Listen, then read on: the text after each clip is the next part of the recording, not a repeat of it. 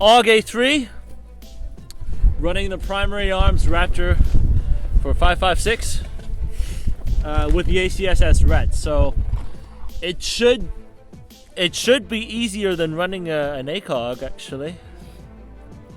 Cool. Well, let's see how it goes. The big thing that's useful for us today is, unlike the ACOG, the ACSS has the little dots on the side for wind drift. And today, we're going to need that. Well, let's start with 150. Yeah, boy.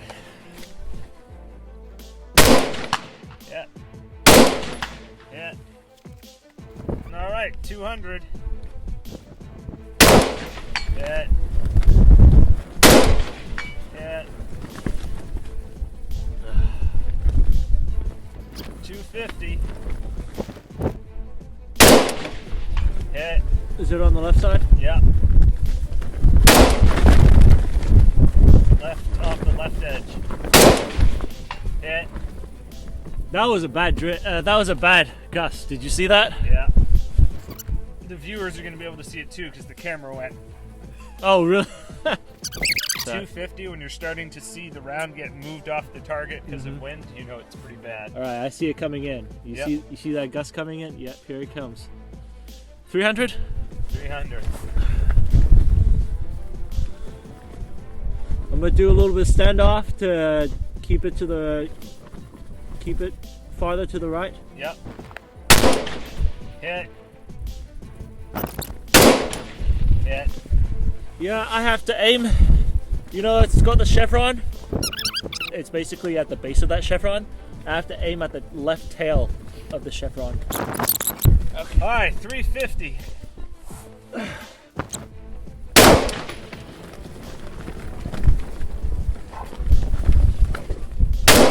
Hold on, no.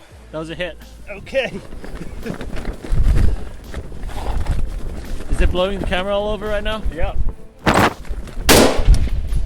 Hit. If you imagine drawing a line from the edge of the chevron to the first wind drift dot, I use that as a dissection and use that as an aiming point. All right.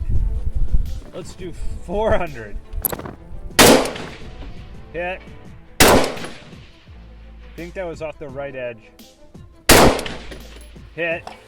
You took those second shot very fast. I mean, it was an accurate shot, but it was just off the edge. I think, again, I mean, did you feel the wind just like completely die down that second? Yeah.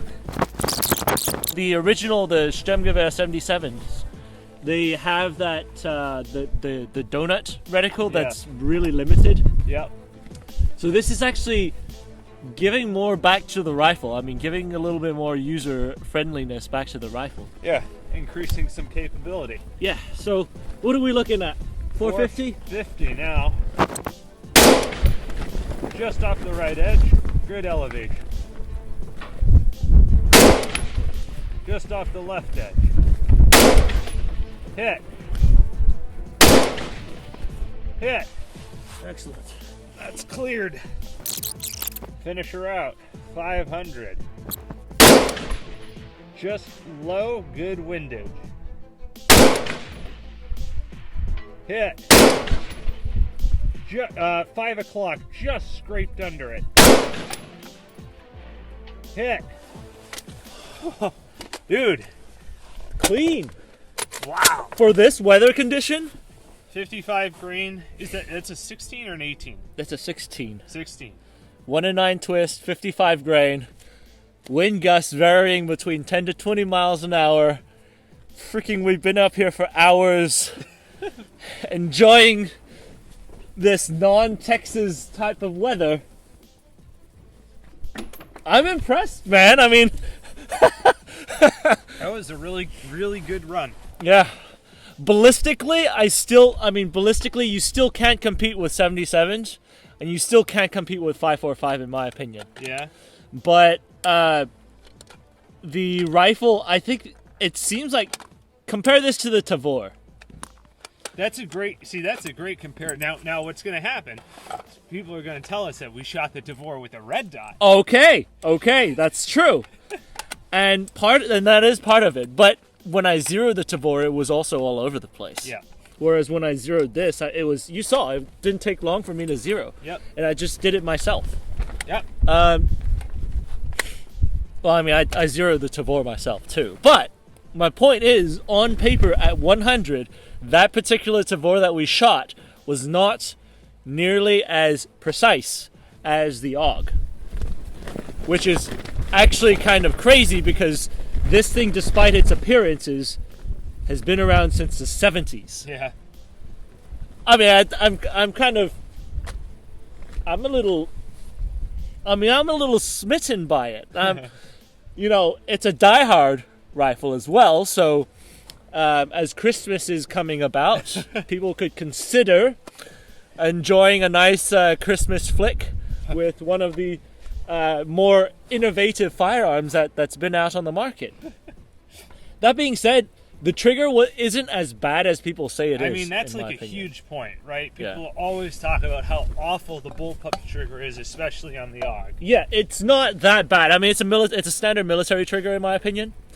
I think the AUG, the original AUG, is somewhat limited by the original scope that comes with it, because it's just that dot.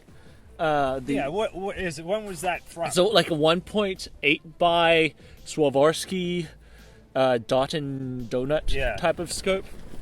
And I mean, the glass quality is supposed to be pretty good, but it's pretty limited. It's a really small tube. Yeah.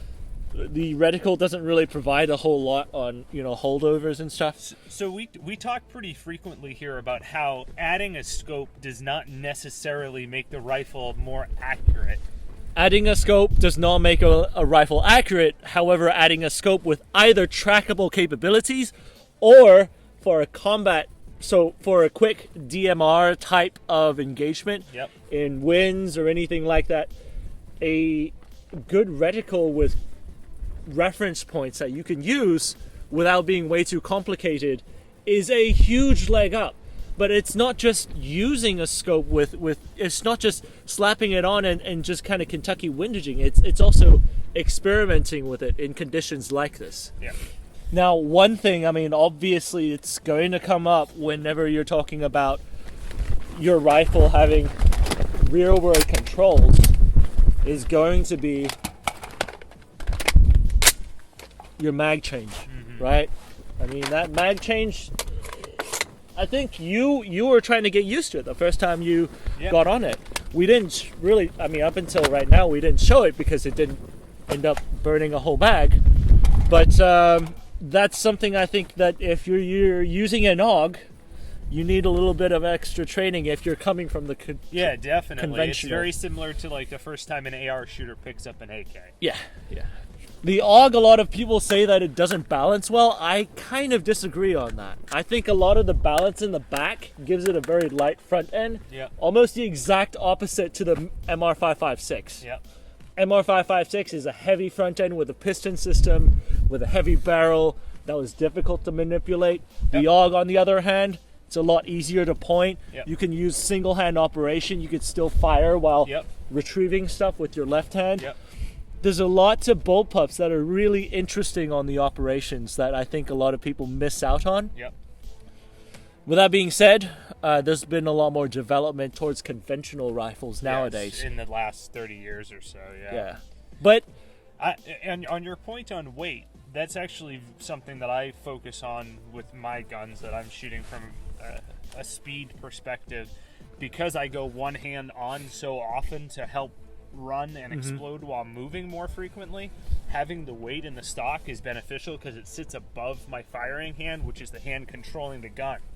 Whereas if you get the weight further out on the front, then it causes that to dip and I'm having to fight it up. I don't even know how many we shot through it. It wasn't that many. No. It must have been like early 20s, I think. Yeah. Early 20s, and we cleared the course with 55 grainers. Yeah, it's pretty darn good. In this wind condition. Yep. So I'm very happy. Huge thanks to Travis for loading us the rifle. But all in all, I mean, you know I want an AUG. You know I personally want an AUG to begin with. This, now I must have one. Well, good run. All right.